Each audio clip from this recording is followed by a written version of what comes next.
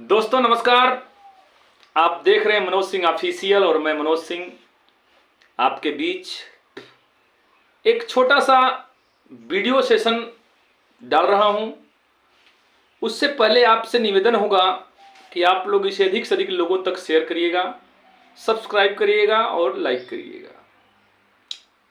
कल हमारे पास जो भी सूचना था मैंने आपको दिया और आपके सूचना देने के बाद हमने अपने शीर्ष नेतृत्व माननीय विश्वनाथ जी, माननीय आदर्श जी, जो भी हमारे साथी हैं, सबसे बातचीत हुआ और बातचीत की तारतम्यता में हमारे जितने भी एनआईएस डीएलएड साथी हैं, सबसे मेरा हाथ जोड़कर क्रमबद्ध निवेदन है कि आप लोग बेवजह बेबुनियाद किसी के ऊपर कोई दोषारोपण न करें, क्योंकि मैं आपके मनोवृत्ति को समझ रहा हूं, मनोभावना को समझ रहा हूं और आपके भावनाओं को मैं कदर भी कर रहा हूं। इसलिए दोस्तों, आपकी एक गलती भी बहुत बड़ा हो सकता है, इसलिए गलतियों से परहेज करें। और जो हमारे ही ग्रुप में हमारे ही साथी बनके और हमें हराने के लिए और हमें डिमोरलाइज करने के लिए जो हमारे ग्रुप में हैं, जितने भी ग्रुप चल रहे हैं, एनआईएस डीएलएड संबंधी ग्रुप जितने भी चल रहे हैं, जितने भी एडमिन हैं, उनसे मेरा मनोज सिंह ऑफिशियल का एक निवेदन होगा कि जितने भी ग्रुप के एडमिन हैं, चाहे वो टेलीग्राम के हों या व्हाट्सएप ग्रुप के हों, चाहे किसी भी ग्रुप के हों, आप लोग अपने ग्रुप में ये रीड करिए कि कौन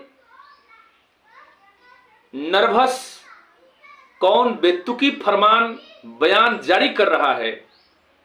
उस एडमिन महोदय से निवेदन होगा कि उसे आप लोग रिमूव कर दीजिए। ये तो हो गई हमारे ग्रुप एडमिन की बातें। अब आइए जो अच्छी बातें हैं वो मैं आपके सामने प्रस्तुत कर रहा हूं। कल की जैसा आप जानते हैं कि कल सुनवाई हम लोगों का होने वाला था, लेकिन नहीं हुआ। तो बहुत से साथियों ने यूट्यूब पर बनाया, बहुत से यूट्यूबर साथी ने जो हमें यहां तक पहुंचाया, जो जिंदा को मुर्दा करने में अपना अहम योगदान दिया, उसका नामो निशान तक नहीं दिया। बहुत से ऐसे भी साथी हैं, यूट्यूबर साथी, जो कि जिस विश्वनाथ जी ने इस मरे हुए मुर्दे में, मरे हुए एनआईएस में जान फूंक दिया, उनका कोई जिक्र नहीं किए। खैर कोई बात नहीं, जाकी रही भावना जैसी, हरी मूरत देखी तीन तैसी। हम उस पर नहीं चर्चा करेंगे, हम चर्चा अपने आप पर करेंगे और अपने जीत की तरफ करेंगे। और आप लोग बिहार प्रदेश के जो भी हमारे साथी हैं, जो TRE-1 के सिलेक्टेड कैंडिडेट हैं, जो औरंगाबाद से लेटर जारी हुआ था, आप लोगों ने देखा होगा, बहुत से उहापोह की स्थिति बना हुआ था, लेकिन वो एक केवल डीपीओ का लेटर था, ये कोई राज्य स्तरीय लेटर नहीं था।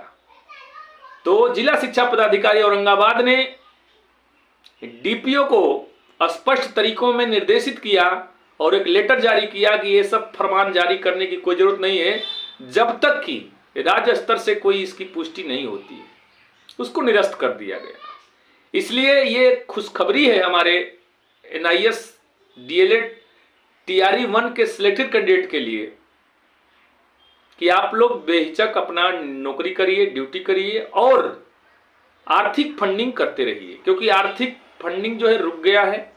आप लोग अपने फंडिंग पर ध्यान दीजिए, कौन क्या कर रहा है, नहीं कर रहा है, क्योंकि यहां बरगलाने के लिए लोग ज्यादा से ज्यादा लगे हुए हैं कि किसी तरह से अपनी दाल गल जाए। और हम लोग इतने तपे हुए हैं, इतने जले हुए हैं कि आपको एक कहावत याद होगा कि जब दूध से मुंह जलता है तो लोग माठा छाछ भी फूंक कर पीता है। ठीक, अब आइए बात करते हैं कि कल जो सुनवाई नहीं हुआ तो उसमें कोई बहुत बड़ा इशू नहीं है। स्पेशल बेंच इसलिए स्थगित कर दिया गया क्योंकि भाई जो सुनवाई हो रहा था उसका कोई फाइनल डिसीजन ही नहीं हुआ, न कोई फाइनल बहस हो पाया। इस वजह से स्पेशल बेंच का गठन जो किया गया था उसको डिस्ट्रॉय कर दिया गया और उसी लगे हाथ तुरंत ही डेट भी जनरेट कर दिया गया 12 तारीख को।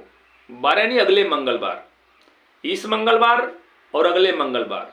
तो हम मंगलवार दिन जो होता है महावीर जी का दिन होता है, इसलिए मैं आशा ही नहीं पूर्ण विश्वास करता हूं कि इस मंगलवार हम सभी NIS DLED के लिए मंगल ही होगा।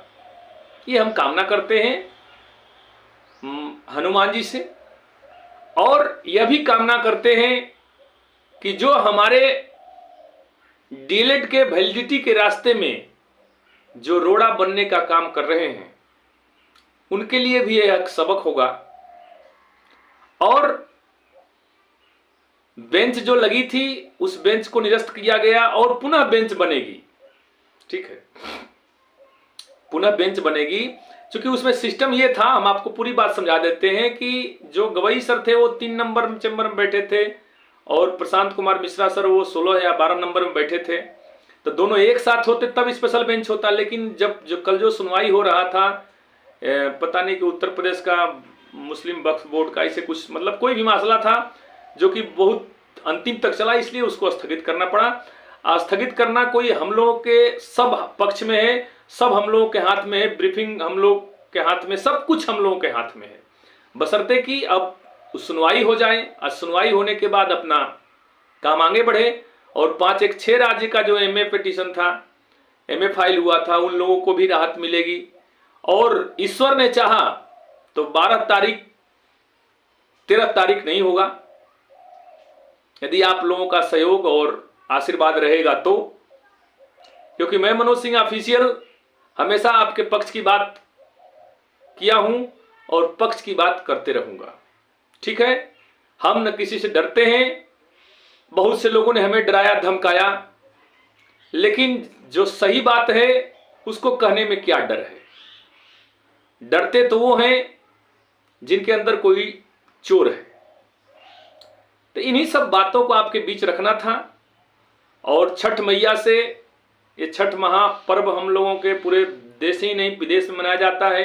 हम छठ मैया से आरजू करेंगे, अर्चना करेंगे, पूजा करेंगे, वंदन करेंगे, नमन करेंगे कि हे माँ आप जो है हम लोगों के ऊपर कृपा बनाए रहें और ऐसा आशीर्वाद दें कि हमारा 14 लाख NIS DLED पूर्ण रूप से वैलिड हो जाए और माननीय गवई सर का जजमेंट भी बदल जाए।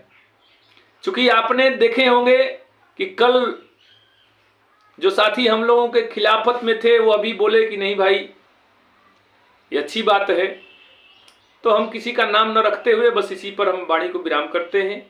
आप लोग आर्थिक सहयोग अपना करते रहिएगा, आर्थिक सहयोग न बंद करिएगा, क्योंकि जब तक से आर्थिक स्थिति मजबूत नहीं होगा कोई काम नहीं होगा। यही बात कह करके अपनी वाणी को विराम करते हैं। जय हिंद, जय भारत, जय।